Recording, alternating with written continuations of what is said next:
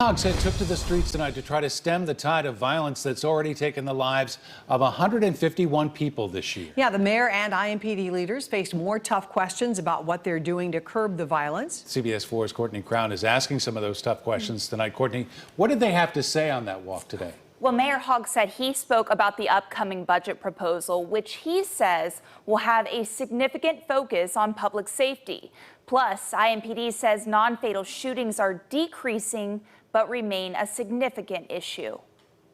Mayor Joe Hogsead's team is putting together the 2022 budget now to hopefully present to the City County Council on August 9th. We want to do everything we can to keep Indianapolis safe.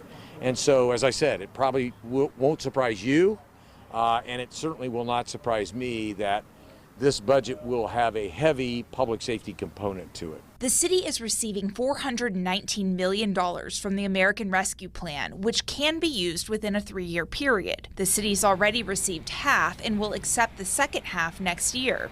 The city could add these additional $210 million to the overall budget, which could mean millions more dollars to address crime. Frankly, the $419 million can be used not exclusively. It has to be kind of COVID related, but it's not exclusively COVID relief. Today, Assistant Chief Chris Bailey also confirmed IMPD is seeing a change in non-fatal shooting numbers, including both numbers of incidents and victims. I'm going to be clear about something. The non-fatal shooting numbers are not down. We still have a significant issue in our city. In April, Bailey says data showed non-fatal shootings were up 65% over last year. Now, they're still up over last year, but they are down since April. It's nothing to celebrate. My point in telling the story was that the things that we're doing, we're hoping, is pushing that needle down toward at least equilibrium rather than up. Bailey says since April 1st, when IMPD made some changes within teams in their districts, the department seized hundreds of guns from people who shouldn't have them with the help of the Crime Gun Intelligence Center. I believe that we do save a life or prevent a non-fatal shooting in that moment. Well, guys, each IMPD district, they each have their own special units. They're focused on areas, they're really small areas within each district with the highest amount of violent crime. Now, here's the good news.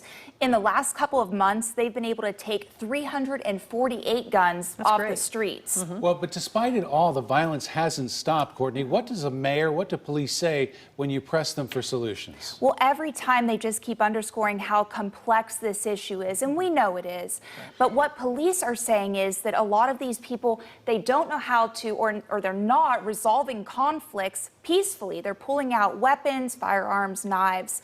And then you also have elected leaders and grassroots organizations who say, hey, it's really these root causes. We have poverty, we have undereducation, and those are things that do seem to take longer to fix. It is complex. They're absolutely right about that. Courtney Crown, thank you very much. Absolutely.